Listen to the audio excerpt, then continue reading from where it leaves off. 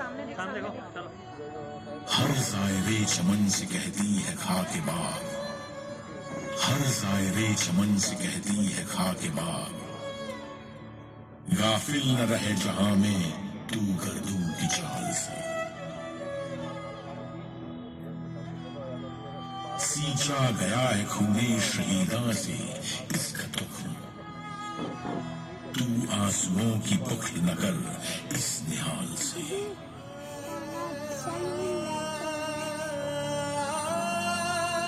उस बैसाखी के दिन जो लोग इस बाग में शहीद हुए थे, वे न सिख थे, न हिंदू थे, न मुसलमान। उस बैसाखी खून से लथपथ हुआ था पूरा हिंदुस्तान।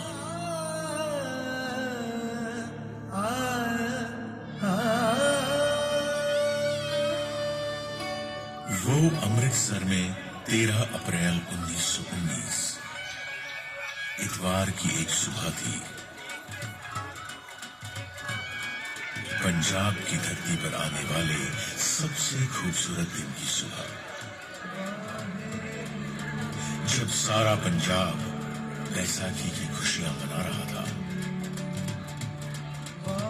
न जाने कितने लोग हरमिंदर साहब के दर्शन पर और खालसा का स्थापना का दिवस मनाने आए हुए थे। अमृतसर के गली बाजारों में चहल पहल थी। ठीक उसी दिन कांग्रेस के नेताओं ने जलियांवाला बाग में शाम 4:30 बजे एक सभा करने का निर्णय लिया था। उनका इरादा डॉक्टर सत्यपाल और डॉक्टर किचलू की रिहाई और काले कानून की वापसी की मांग करने का था। बैसाखी की खुशियों के बीच जैसे जैसे दिन आगे बढ़ा, एक छोटा सा बच्चा पिन का कनस्तर बजाते हुए शहर के कुछ इलाकों में लोगों को यह संदेश देते हुए निकला।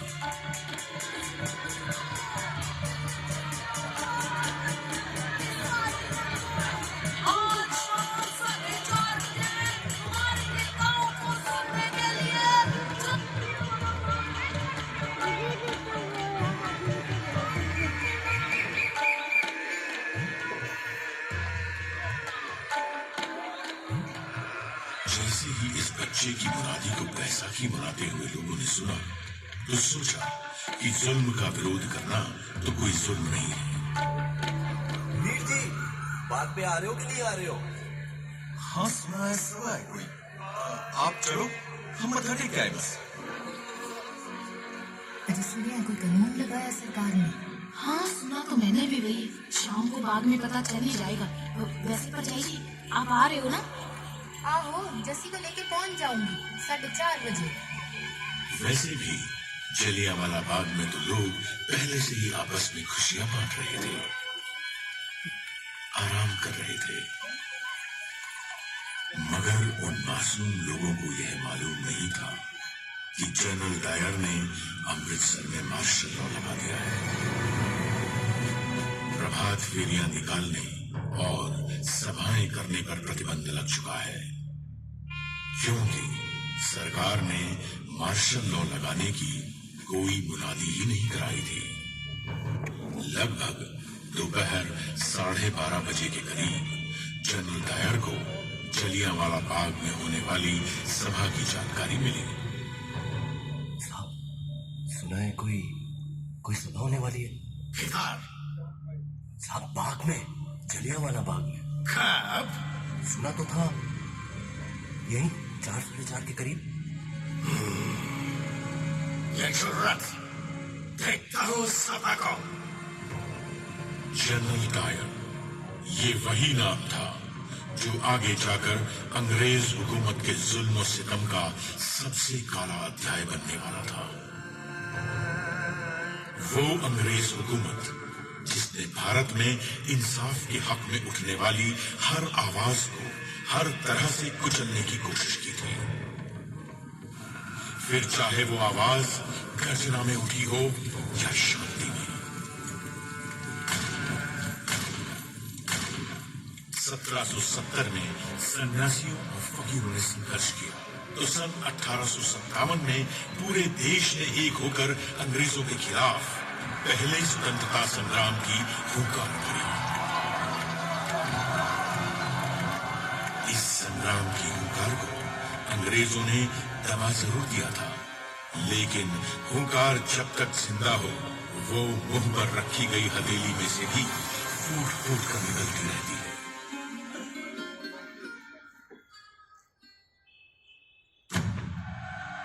कभी क्रांतिकारियों ने आजादी का बीड़ा उठाया तो कभी कांग्रेस के क्रम दल ने। एक तरफ गदर पार्टी ने विदेशों में आजादी का संग्राम छेड़ दिया था, तो पंजाब में भी वो देश की आजादी के लिए सक्रिय थे। सन 1915 में रासबिहारी बोस ने पंजाब आकर लाहौर, फिरोजपुर, अमृतसर, ननकाना साहिब और तरन तारण में अपने दूतों के जरिए अंग्रेजी सेना में सेवारत भारतीय सैनिकों से सशस्त्र क्रांति के लिए संपर्क किया। मगर किसी तरह यह योजना अंग्रेजों को पता लग गई और कई क्रांतिकारी गिरफ्तार किए गए। 16 नवंबर 1915 के दिन 19 वर्ष के बालक करतार सिंह सराभा को अंग्रेजों ने लाहौर की जेल में फांसी के फंदे पर लटका दिया।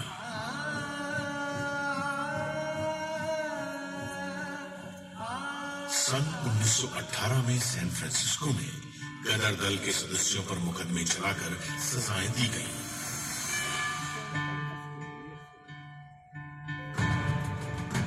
यह पहले विश्व युद्ध का समय था और अंग्रेजों ने अपने हित से इस युद्ध में भारत को भी छोड़ दिया था। इस युद्ध में अंग्रेजों ने भारत की संपदा, युद्ध सामग्री और सैनिकों का जमकर इस्तेमाल किया और बदले में भारत को क्या मिला? एक काला कानून, रोलेट एक्ट। आम हिंदुस्तानी की जबान में इस एक्ट को न वकील, न दलील, न अपील के नाम से जाना जाता था। इस एक्ट के पास होने के बाद पुलिस चाहे जिसकी तलाशी ले सकती थी। बिना कारण किसी को भी 2 साल की सजा दी जा सकती थी। इसके इस्तेमाल से भारतीय अखबारों की कलम तोड़ दी गई। फिर भारत ने इस काले कानून का जवाब दिया सत्याग्रह से। देश भर में इसके विरोध में सभाएं और आंदोलन होने लगे। फिर 30 मार्च 1919 के दिन दिल्ली में 60 निहत्थे लोगों को सरकारी गोलियों से भून दिया है।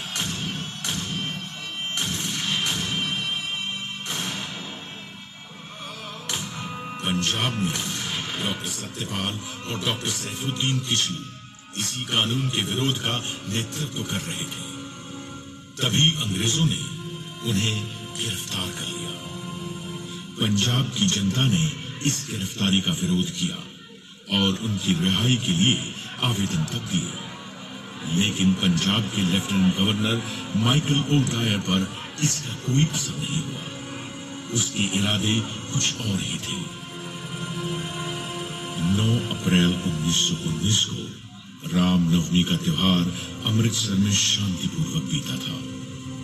फिर भी अंग्रेजों ने उस दिन महात्मा गांधी के वहां आने पर रोक लगा दी और उन्हें पलवल पर ही गिरफ्तार कर लिया।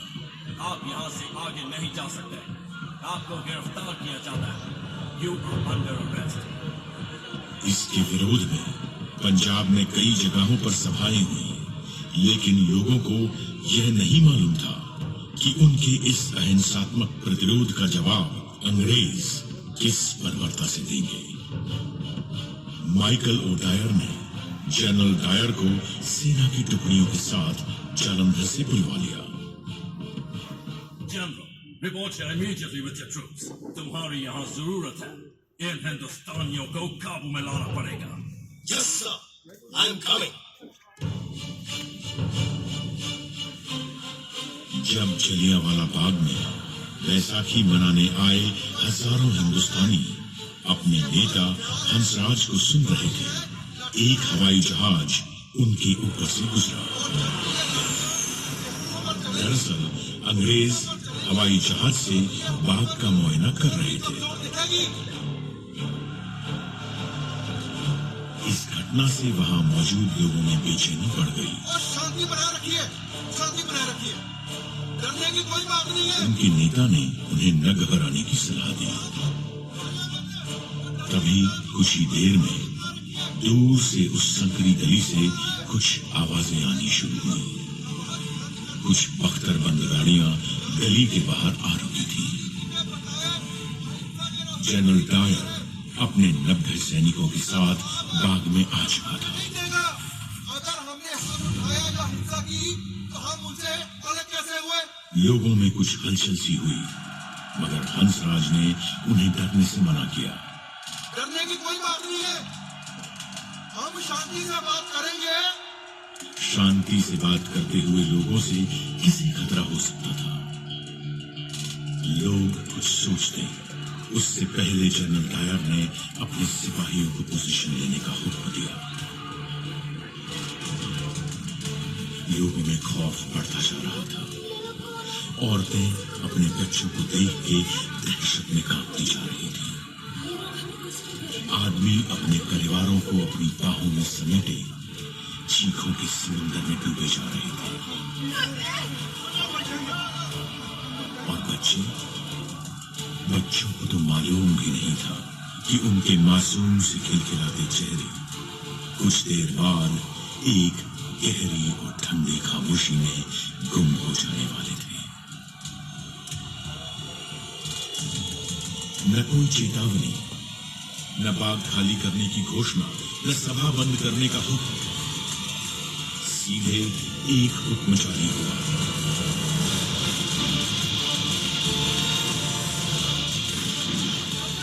गोलियां बंदूकों की नलियों से बह लोग बेतहाशा अपनी जान बचाने के लिए भाग रहे हैं। लेकिन न अंग्रेज हुकूमत की बंदूकें रुकी और न डायर की आंखों में कोई इंसानियत। जो गोलियां उन बेगुनाहों के जिस्मों को चीरती हुई दीवारों में धंस गई थी, वो आज भी यहाँ की दीवारों में दफन है। गोलियां चलती रही। अंग्रेजों की गोलियों से जान बचाते हुए उन लोगों के लिए उस दिन एक उम्मीद थी, बाग में मौजूद कुआं। लोग बचते बचाते उस कुएं में गिरने लगे, तो कुछ लोगों ने गोलियों से बचने के लिए उस कुएं में कूदना शुरू किया।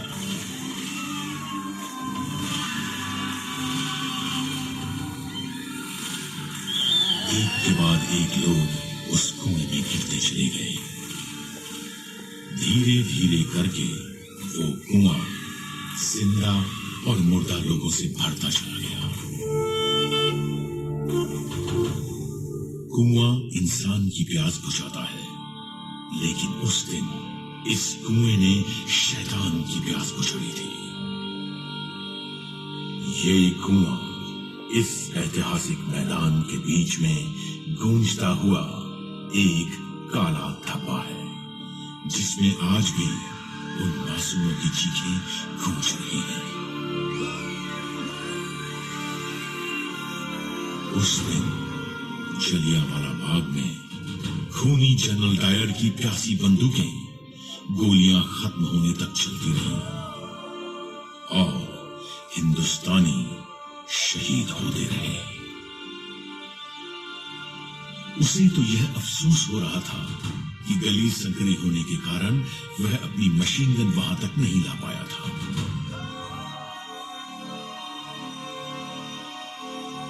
जलियांवाला बाग के इस नरसंहार में उस दिन डायर ने अपने 90 सैनिकों के साथ 10 मिनट में 1650 गोलियां दागी थी, जिससे 1000 से ऊपर भारतीय शहीद हुए और 1500 से अधिक घायल। उन दरिंदों ने बच्चों तक को नहीं छोड़ा। उस दिन 15 बच्चों का गोलियों से कत्ल हुआ था। उन बच्चों में से एक बच्चे की उम्र सिर्फ 6 महीने थी। उस दिन मरने वालों में एक बच्चा ऐसा भी था जिसकी उम्र कोई 10 साल रही होगी। उस मरे हुए बच्चे की लाश की गोद में एक लाश और थी, एक 3 साल के बच्चे की लाश। ऐसे ही न जाने कितने घायल लोग अपनों की लाशों के पास लाशों की तरह बैठे हुए थे।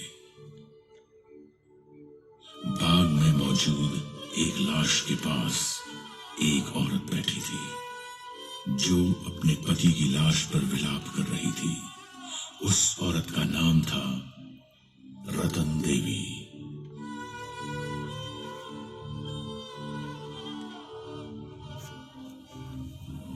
कुत्तों को भगाने के लिए मैंने एक छड़ी खोजी। वहां दर्द में छटपटाते 3 और लोगों को भी देखा।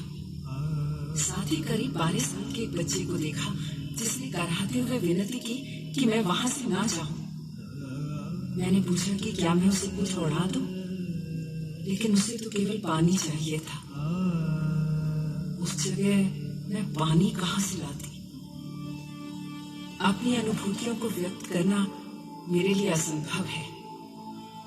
वहां मृतकों के ढेर लगे पड़े थे।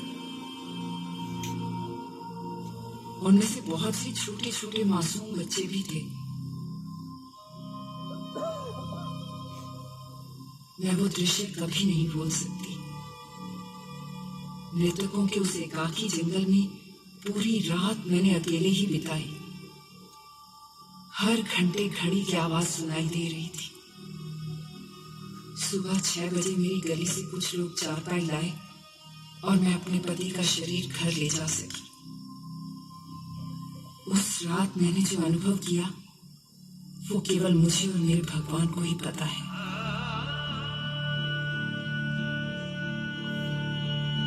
वहां मौजूद मृतक शरीरों की और उन पर विलाप कर रहे उनके प्रियजनों की खबर लेने के लिए वहां कोई नहीं था।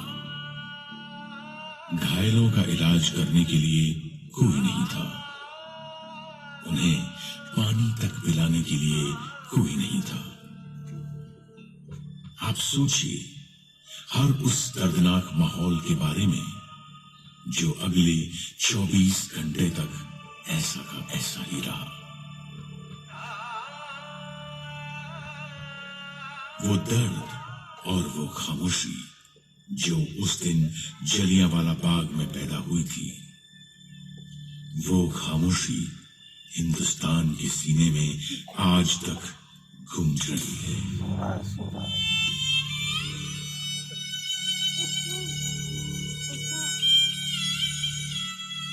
उस वक्त मार्शल लॉ के काले बादलों ने पंजाब को घेर रखा था। अमृतसर में एक तरफ शहीदों के परिवार रुदन में डूबे थे तो दूसरी तरफ अंग्रेज कहकहे लगा रहे थे, क्लबों में नाच रहे थे, जश्न मना रहे थे। वो रोज मार्शल लॉ का इस्तेमाल करके न जाने कितनों को जेल की सलाखों के पीछे डाल के यातनाएं देते रहे। इस नरसंहार का दोनों दायरों पर कोई असर नहीं हुआ। कई दिनों दोनों अमृतसर के लोगों को अपने जुल्म से दबाते रहे। उनका जुल्म इस हद तक था कि जो भी हिंदुस्तानी उस गली से गुजरता था उसे घुटनों और हाथों पर रेंगने के लिए मजबूर किया जाता था। सारा पंजाब इस अंग्रेजी आतंक का सामना कर रहा था। अपने आप को जमीन पे रगड़ते हुए निकलो यहाँ से। जब 14 अप्रैल को अमृतसर से 87 किलोमीटर दूर गुजरानवाला में कुछ भारतीय अंग्रेजों के खिलाफ प्रदर्शन कर रहे थे, उन पर हवाई जहाज से बम बरसाए गए। न जाने कितने मारे गए। दुनिया की सभ्यता का झंडा उठाने वाली अंग्रेज हुकूमत का असली चेहरा ये था। पंजाब से कोई खबर बाहर नहीं जा रही थी, लेकिन हुंकार जब तक जिंदा हो, वो मुंह पर रखी गई हथेली से भी फूट फूट कर निकलती रहती है। धीरे धीरे जब इस नरसंहार की खबरें देश में फैली, तो पूरा हिंदुस्तान विरोध में उठ खड़ा हुआ। रॉलेट एक्ट के खिलाफ देश भर में आंदोलन तेज हो गया। यहाँ देश में प्रदर्शन और धरने हो रहे थे, तो उधर अंग्रेज डायर का गुणगान कर रहे थे। उनका ख्याल था कि इन गोलियों की आवाज में भारत का राष्ट्रवाद और स्वतंत्रता का संग्राम दब जाएगा। एक अंग्रेजी कवि रुडयार्ड किपलिंग ने डायर को शाबाशी ही नहीं दी, बल्कि उसके लिए एक राहत कोष तक खोल दिया।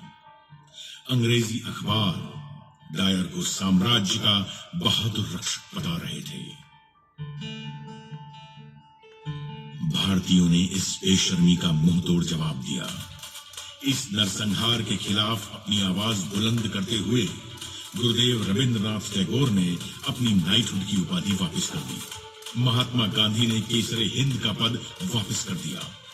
बॉम्बे क्रॉनिकल के संपादक बीजी हॉर्निमन ने अपने पद से इस्तीफा दे दिया और देश के कवियों के लिए अपनी कविताओं में अपना विरोध दर्ज किया।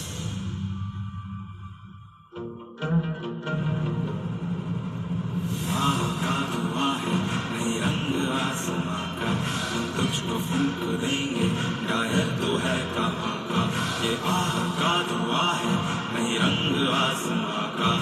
तुझको फूंक देंगे, डायर तो है कहाँ का, बेवफा है जालिम, तो पुरजफा है जालिम, बाकी का नाम रखा जालिया में बाग बाग। अपनी अदा पे ना जा, तो करके तूने डायर कर पाया, इस वचन को जिक्र क्या है।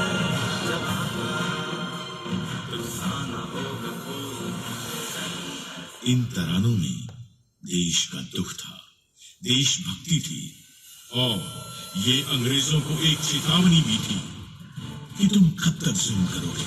यह देश हमारा है और हम इसे आजाद करा के रहेंगे। फिर भी जब देश में हो रहे विरोध रुके नहीं, तो उनसे बचने के लिए अंग्रेजी हुकूमत ने हंटर कमेटी बनाई। उस कमेटी की सच्चाई सामने लाने के लिए कांग्रेस ने मदन मोहन मालवीय के नेतृत्व में अपनी इंक्वायरी कमेटी बनाई।